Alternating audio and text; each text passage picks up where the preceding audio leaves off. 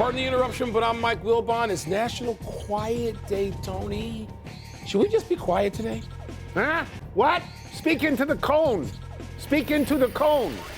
That would be National Hearing Challenge today. I've told you about the hearing aids that I bought, right? No. Yeah, I bought them about 3 months ago. They screeched all the time. I couldn't get them to stop screeching, and I couldn't stand them, so I tossed them. There's an effective plan. Well, it didn't work. There you go. Didn't work. Welcome to PTI, boys and girls. In today's episode, the NFL reconsiders the tush push. Mookie Betts really wants to be a great shortstop, and the Thunder let one slip away. Man. But we begin today with tonight's NBA game between the Lakers and the Mavericks in Los Angeles. This will be the first time Luka Doncic faces the team that traded him away after 6.5 seasons. That was the biggest NBA trade in recent memory. Wilbon, who do you expect to be more motivated tonight, the Mavericks or Luka? Oh, Luka. I mean, he's playing against his old teammates, and I presumably still loves them.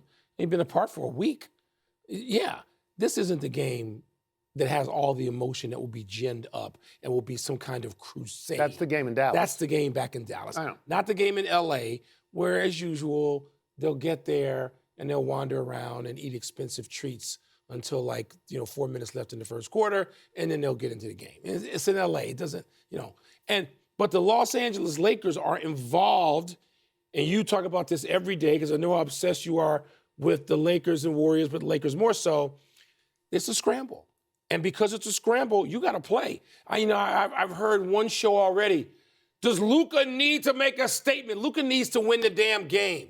Luka needs to have the game like he had the previous game when he had 30-something, and he and LeBron looked like this great pairing that we expect them to be.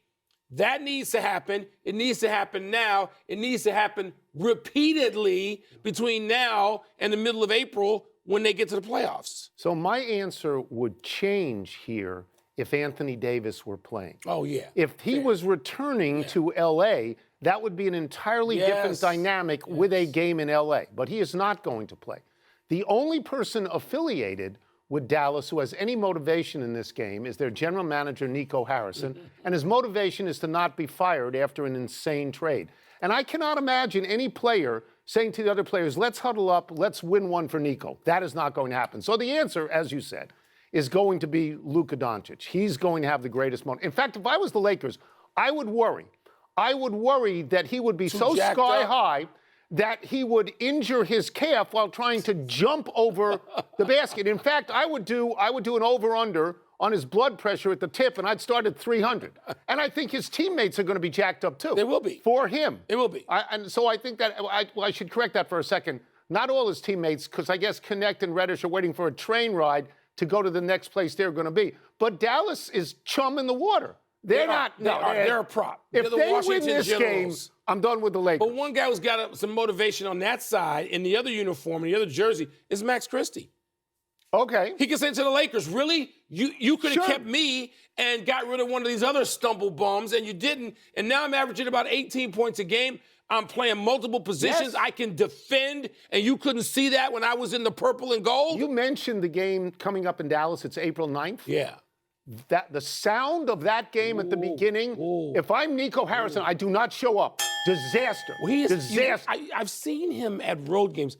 I don't think he's been his usual seat in Dallas. I don't think so. Now, if they give Anthony Davis, they have a chance to win.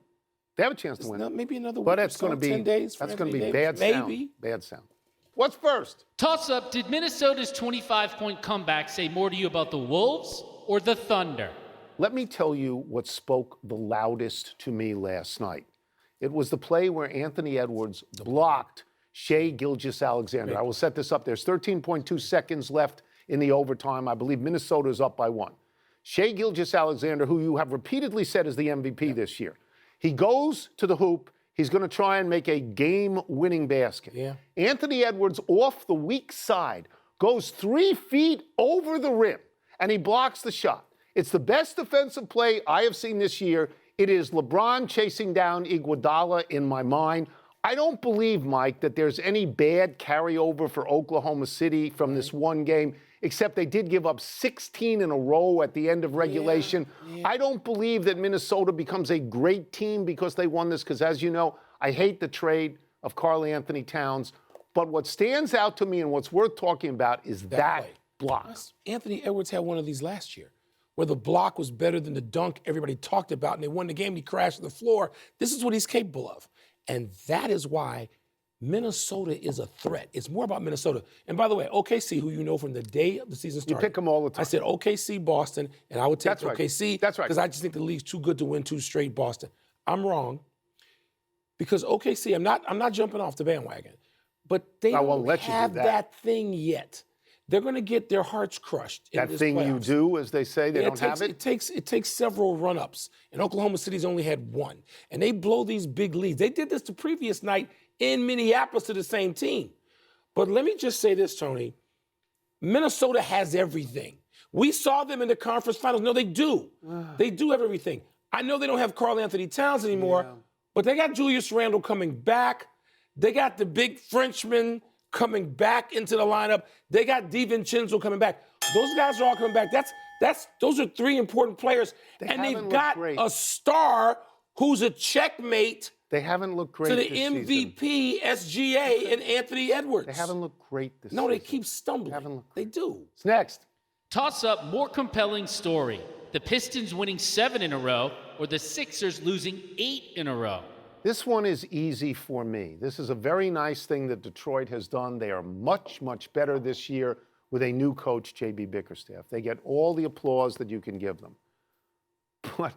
But Philadelphia is a team with a reigning, if not reigning, 1 year removed MVP. Philadelphia is a team that people talk about as a challenger for the NBA championship. And Philadelphia stinks at the moment. They're the most disappointing team in the league. And by the way, for numbers people out there, they still owe Joel Embiid and playoff P, get this number, $405 million. Yeah. They were down, so trust the process. Please shut up with the process. They were down 50 last night.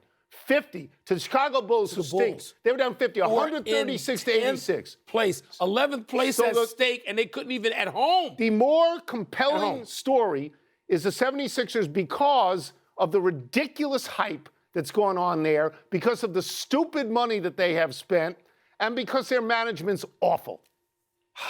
Disagree. You can't. I'm going to disagree in this way. The Detroit Pistons, when Dwayne Casey and then Monty Williams with 1 year were coaching there, Dwayne Casey, before that, the previous 4, won 20, 20, 23, 17, and 14 games.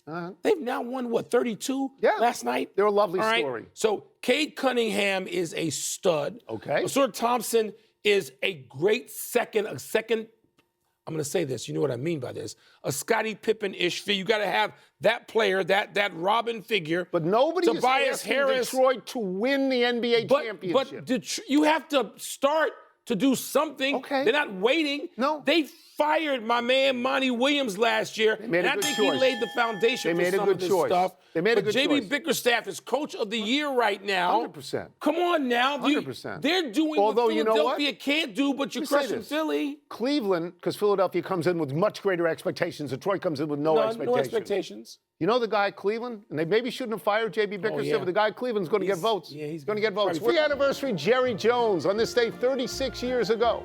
Jones bought the Dallas Cowboys and immediately fired Tom Landry, a 2-time Super Bowl winner and the only coach the Cowboys had since their inception in 1960. Jones brought in his old Arkansas teammate Jimmy Johnson, and together they won back-to-back Super Bowls a few years later, calming the anger directed at Jones for firing Landry. Jones paid $140 million for the Cowboys, who were valued at $10 billion last year, the most valuable sports team in the world. Jones has been right a lot, he has been wrong a lot, but he's always available, which sports writers like us value above all. Well, this former sports writer was on the premises that day. The Landry day? In the building. It was a hostile takeover. It was thuggish. It was crude. And he made it work. And it worked out. Tom Landry, come on now. Happy trails to retiring for Travis Kelce. The Chiefs say the tight end has indicated to them he will return for his 13th season. General Manager Brett Veach said at the Combine, quote, he has 1 more year under contract. We left it at he'd be back and we're excited to have him back, unquote. Reports had said the Chiefs wanted official word before Kelce is due a roster bonus on March 15th, but Veach said, quote, As far as I'm concerned, there's no deadline, unquote. 35-year-old Kelce is coming off his lowest output season as a starter and said on his podcast that he's trying to kick the can on making a decision as long as he can. Don't you think he's got one more season left in him? Sure. He can have a 8 or 9 touchdown season. Sure, I do. But, I think because he's still got Patrick Mahomes. Yes, he does. And he's still got Andy Reid. Good allies. So, yeah. Good allies. So they know how to do it. One omission.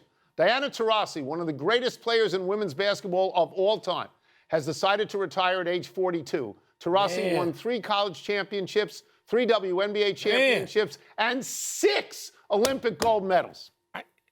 She's on the short list of greatest players of all time. I think she's the best ever. To me, with Cheryl Miller, Cheryl Swoops, we could go down the list of 4 or 5 people. Diana Taurasi's on that list. Yeah. And now she's probably just going to be playing golf, right? and taking people's money. She's a golfer. She'll be great at that soon. She's a I'm golfer. sure. Yeah, it's good to know. In a minute. All right, let's go to the big finish. Nikola Jokic had 19 assists last night, the second most ever by a center. Are you impressed? Let's see. The 2 people in that conversation, Wilt and Jokic. Yeah. Impressed? Yeah. Uh-huh. 4th-ranked Houston beat 10th-ranked Texas Tech. Was that a significant event? Yeah. When you hold serve like that, when you're the 4th-ranked team, it's a big deal. You know who was at that game? Patrick Mahomes was at that game. He should. Texas Tech guy. Yeah, he was at that game. The Falcons head coach and GM say they were unaware of Kirk Cousins' late-season throwing arm injury. Really? What does that mean? Nothing. I think they should know, but players keep injuries quiet for chunks of the season all the time. The Jets beat the Sharks for their 10th straight win. Is that a big deal? Let me tell you something. When you talk to me about the Jets and the Sharks, it's West Side Story to me. I can do the entire score. When you're a Jet all the way. From your first cigarette to your last line day. Last one, into Miami and Sporting KC in the second half of their Champions Cup battle. You're excited for that, aren't you? Can Messi actually get it done when it's warm?